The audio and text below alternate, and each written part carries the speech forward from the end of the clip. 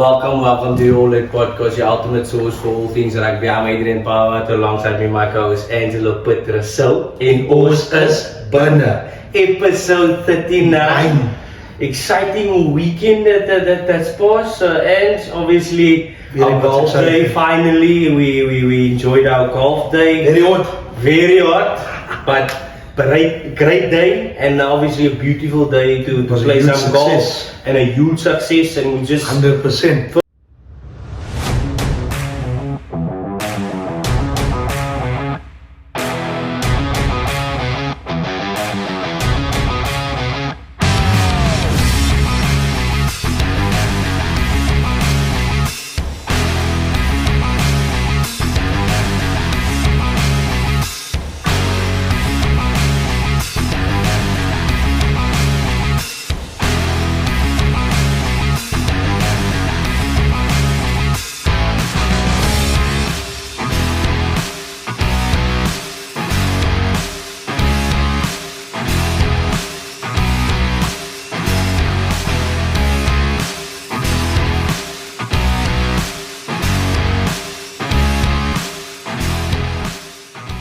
Firstly, we just like to thank our sponsors. Obviously, our normal sponsors, FL Maternity, SSA Custom Designs, in Pittsburgh, and then a special mention for Tafel Meubel, Tafelberg Furniture, as well as Investpro and Bargainizer, as well as Die Braaigat. Please support these organizations, companies, please support them. They are doing great work by sponsoring and obviously helping other businesses also develop and obviously improve.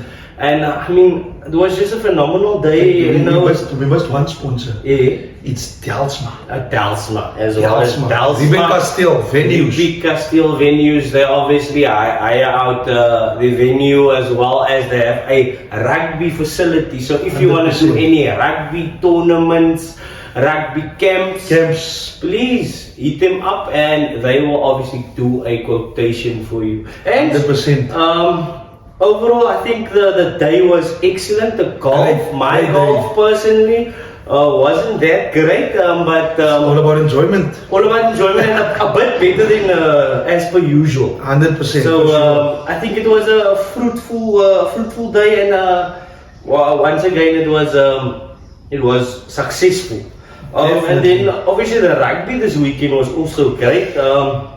Storm is once again proving that they're going to be a consistent team. We hope so. This season, thus far, consistent team. And obviously one of the teams I think that has the least points against. So doing exceptionally well. The Sharks obviously 100%. I think the mensen in Afrikaans laat 'n bietjie vasgaan. I think the only consistent team in Cape Town is Villagers. Yeah, talk about it. We're gonna talk about the Gold Cup as well as 100%. obviously the top 12 that baie bitter is. Het borrel. And then and also we're gonna talk about the New Zealand touring South Africa next year. Jam-pack tour. A lot of rugby. It's gonna be good. Fruitful, 100%. And then obviously the first stop, and we're going to talk about the first stop, but later on in the show. 100%. But for now, we're going to talk to somebody that has, let's put it this way. He is a former Boys High learner. He is a former Western Province under-19 Institute player. Nou, dit is nou van mense wat nog, dat destijds was daar nog een instituut. 100%. Stellenbosch, daar was SASS nou, daar was een instituut. I actually met the gentleman at the institute a few years ago. Ik praat nou van een paar jaar, amper 10 jaar. Maties pro. Amper 10 jaar. Yeah, also at the University of Stellenbosch, and a former Uni-Mil and current Villagers player. And currently competing for the best club in the country. Oh, talk about it. Villagers. Villagers. You take it away. Who is our next case? Geef vir hom die skram. Laat hy buig. Crouch. Bind. Adam Neethling. Here we go. Welcome, Adam, to the All It podcast. It's a pleasure having you. Obviously, we were teammates last year, and this year we were arch enemies in the four corners, as well as in Firuka. Vat my op los, man. But welcome to the Thank you podcast. guys. First of all, I want to thank you guys for inviting me today. It's a privilege for me, and I'm looking forward to our discussion. Here we go. Adam, the first question we always ask everybody. Yeah. Who is Adam? Okay, yeah. So first of all, I would say I'm a son of two incredible parents. I think that's important to say. I'm also a brother, a partner to my girlfriend. Yes, and Soon to be wife, I guess. Yes, and then I'm a financial advisor, and then lastly, I'm a rugby player. Yes. Yeah. That's nothing but 3 years. Adam, please tell me the following. Would you say school played a big role in shaping your journey and setting up your rugby future? Yeah, I think school is like the foundation of every rugby player. I think any player out there, you're a combination of all your coaches, all your mentors, and also specifically at school. You know, 100%. when I think back, I think of coaches like Shawnee Erasmus, who was my high school forward coach and also the main coach of our team. Just the influences that they had on me, you know, technically wise, in my position as a tight end prop, making sure that I understand actually, you know, the dark arts and everything that goes on there, and also the importance of my role. So I think for every rugby player, especially like school, it really puts you, like at school that I was at Paul Boys High, especially at that high level, it gives you a really good idea of what is expected of you to be a professional rugby player going forward. So I think it really helped me build the foundation for me. Adam, and speaking about boys, you were obviously in the year with Salman and those guys. The glory years. The glory years. I think that you guys were unbeaten that year. Yeah, so we were undefeated 2015 and 2016, 2017, which I was part of 2015 and 2016. So, but yeah. You guys had a great time. And Kanye also played with you? Yeah, I think back then we were literally 8 Western Province players and also 8 SA schools players. Yes. So we basically had the whole pack was SA school players. So you can just think, you know, that forward dominance that we had, and then we had the likes of Johnny Lombard, who was our fullback, who was playing off the lines. Marnie, not Marnie, Manuel Russ. Yes. He also played centre for us, and then Takir Abrams is now playing abroad. I mean, people like you know, Frankie Owen, you know, all these great players who now actually made it in a professional environment. So yeah, I must say it was a privilege to play with those guys. And Adam, would you say, how was the transition moving from your schoolboy rugby into a let's say a Marty's Young Guns environment? It's obviously different ball game. Yeah, definitely. I think, you know, there was a gap between going from school to going to university, where I played at the Western Province Institute, like you guys said. And, you know, going into that environment, you know, it's professional. 100%. And you wake up early in the morning, you need to go to gym. But also, with that, you are a student athlete. So you're still doing the amount of training that needs to be done to play at that level.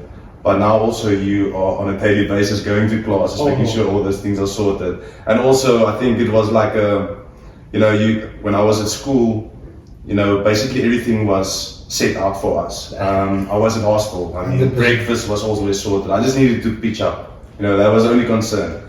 But going into that system, now everything is on you. Yeah. And you have to be the person that wakes yourself up, makes breakfast, make sure you get a training, make sure it basically instilled a lot of discipline in me, and it was tough. And with that, you know, a lot of mistakes were also made, but learning out of those mistakes and improving on them, I think that was a very important thing. Then Adam, back to club rugby. Yeah. What was your 3 years time by Uni-Mil? Yeah. What was your biggest lessons? Okay, so I really enjoyed my time at Uni-Mil. I think the environment was really good. And if specifically we talk about lessons, I don't think we always were the biggest players, the fastest, the strongest, the fittest, whatever.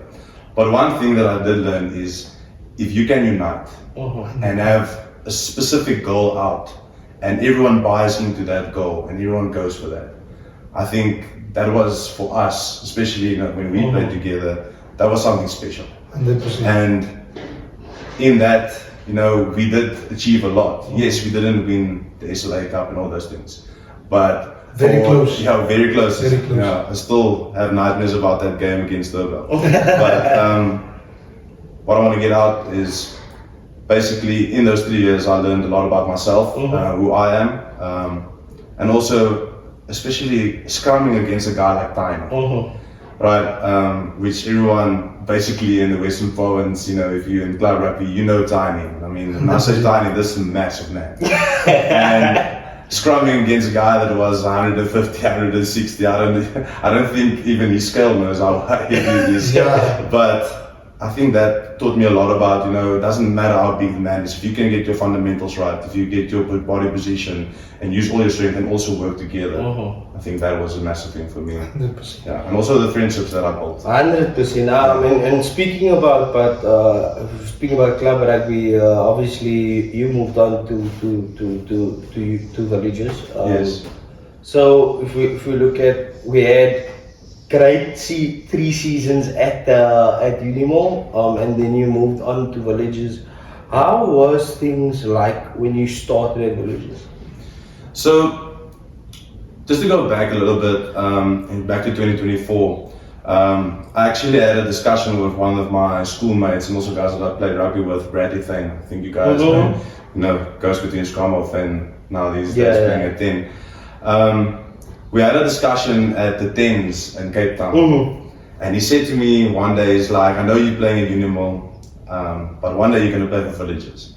And I just thought back then, I was like, come on, Villagers didn't have the best rap,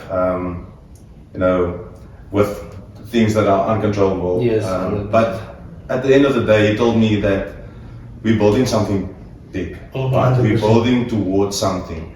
And for me in my life, I just feel that I always wanted to be part of something that they didn't achieve it yet, but they're in the building process, and I love that.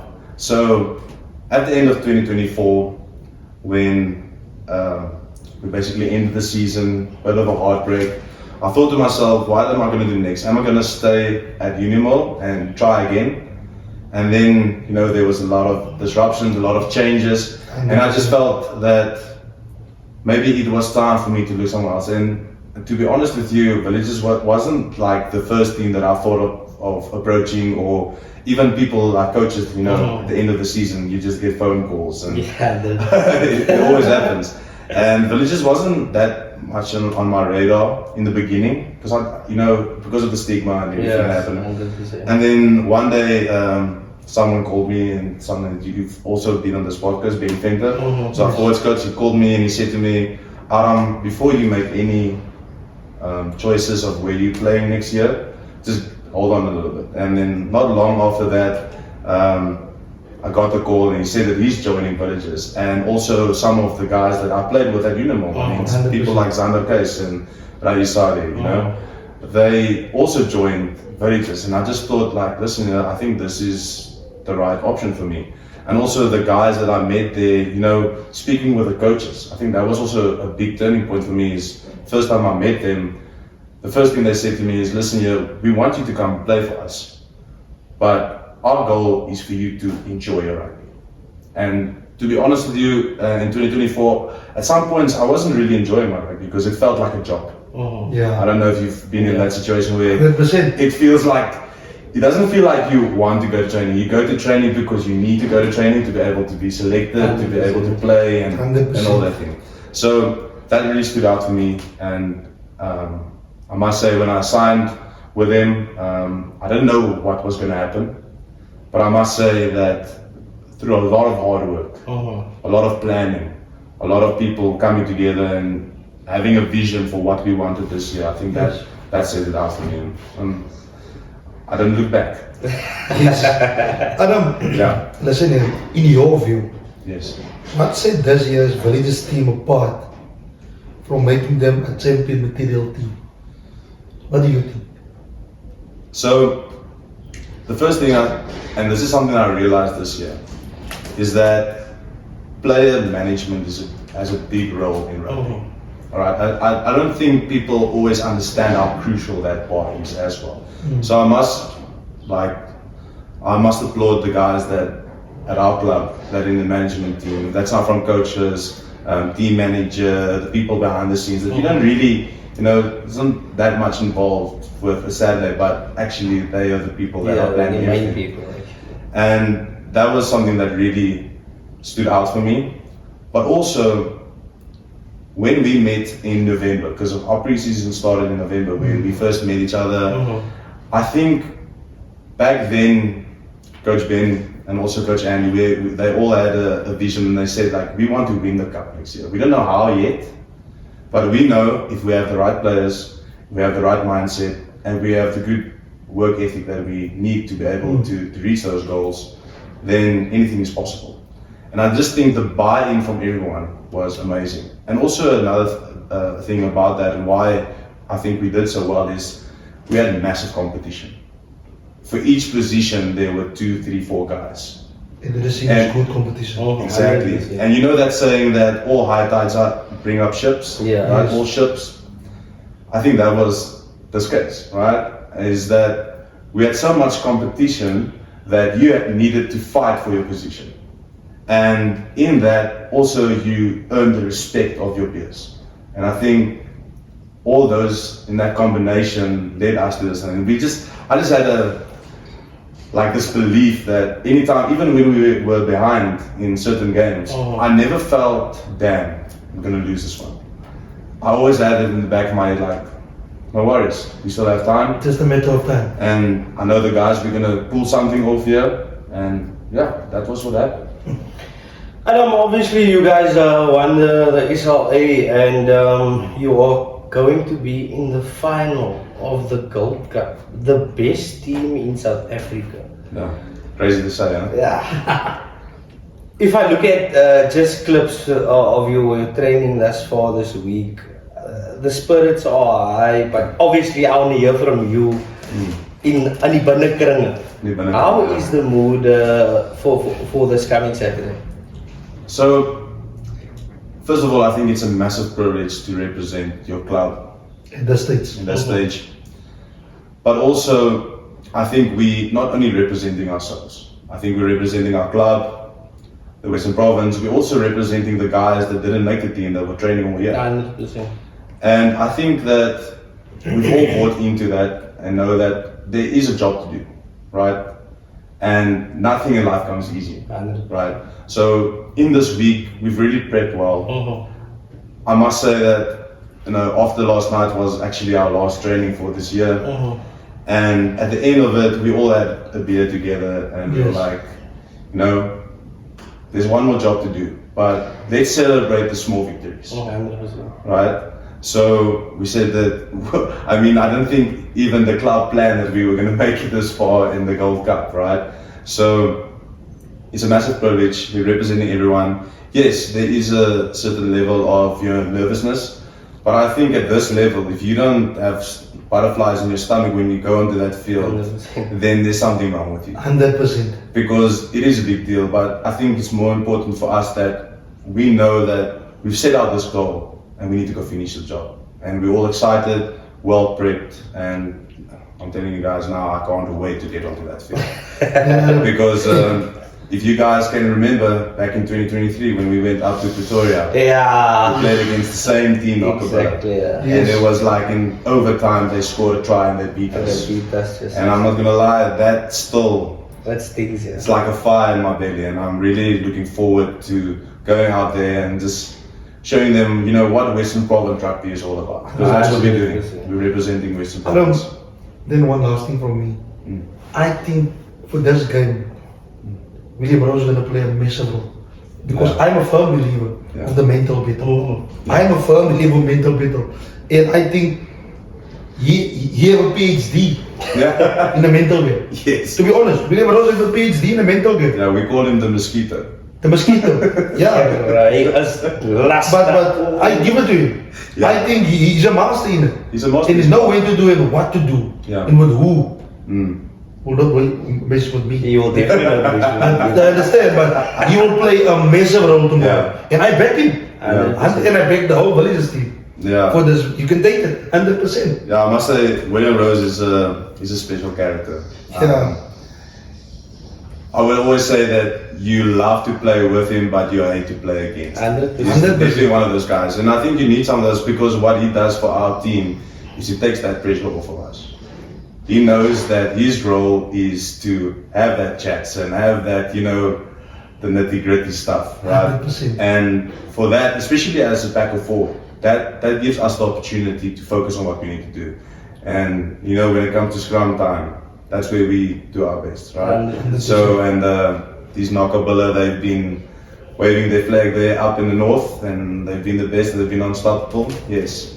But come this Saturday, I think Villagers will stop him. there's going to be a new picture that they're going to see. And I'm looking forward to 100%. that. 100%. So if you are at home on Saturday and you're Yes. thinking of what can I do, pull up at Brookside in Claremont. Villagers will take on Naka Bulle in the final of the Gold Cup, the biggest competition in South African club Rugby rugby. in the highest level of club rugby competition. 100%. They're playing the back-to-back champs, and we are hoping that the cup comes back to the Western Cape where it belongs. Definitely. Yes. It will.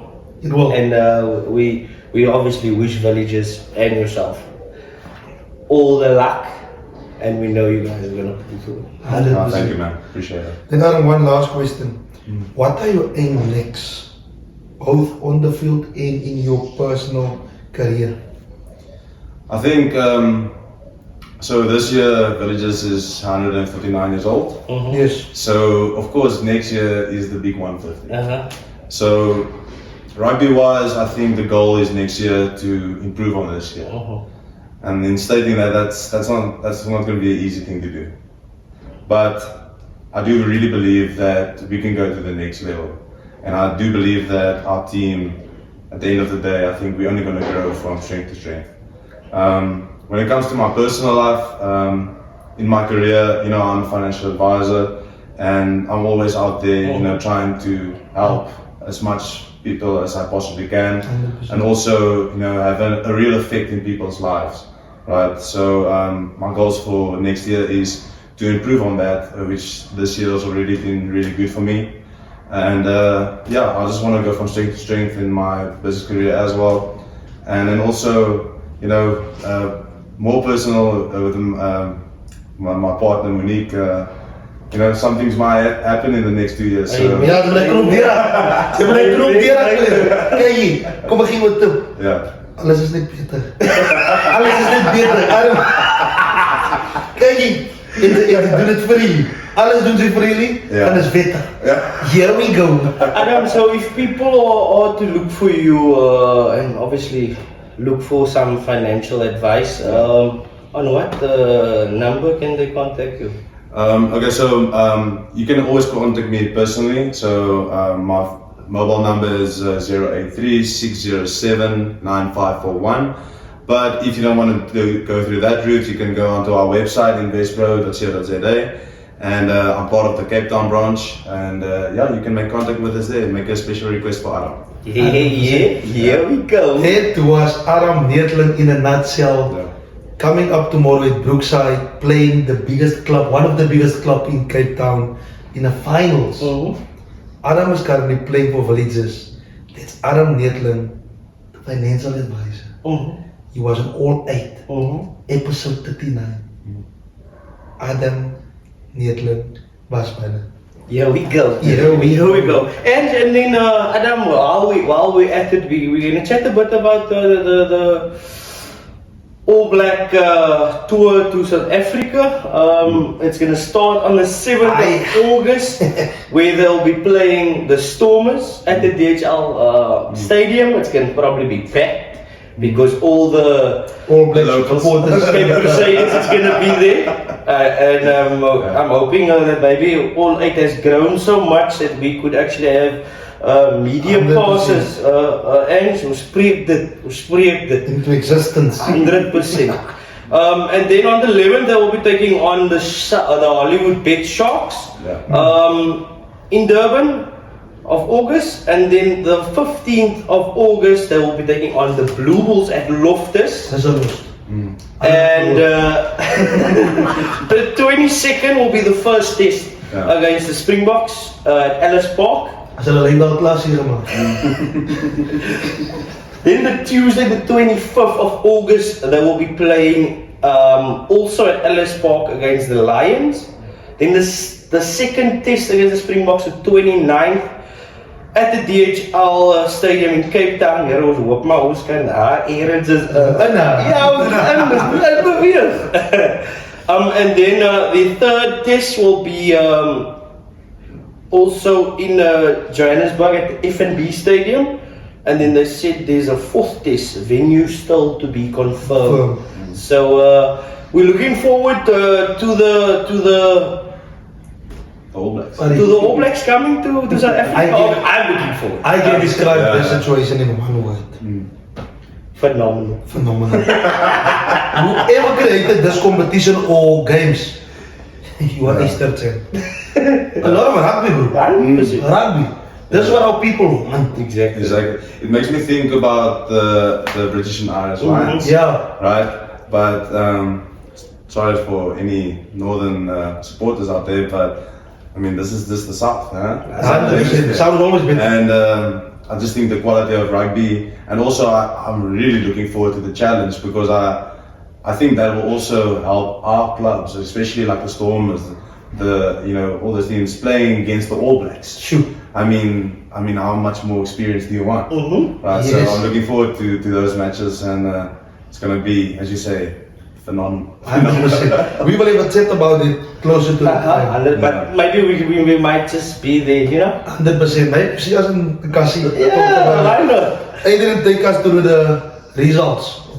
And then obviously our results of the URC, the Lions beating Scarlets 29 points to 18. Expected. Stormers beating Zebra 31 points to 13. Sharks wat vastgeval het 26 to 34. Unlucky. Unlucky, and then the Blue Bulls narrowly beating Connacht with a single point, 27 points to 28. And then obviously you guys winning your semi-final against College Rovers, which was exceptionally well, and kudos to you and your team for that, 30 points to 21. And then Northern Rhinos losing out to Naka Bulle 22 points to 28. That was a tight one. It was a tight one. Tight game. And then Adam, it was obviously a nail biter for you guys as well with that game, but overall I think you guys did exceptionally well, and the whole Cape Town will be behind you guys 100%. against Naka Bulle in the final. The top 12, we will just pop up the scores.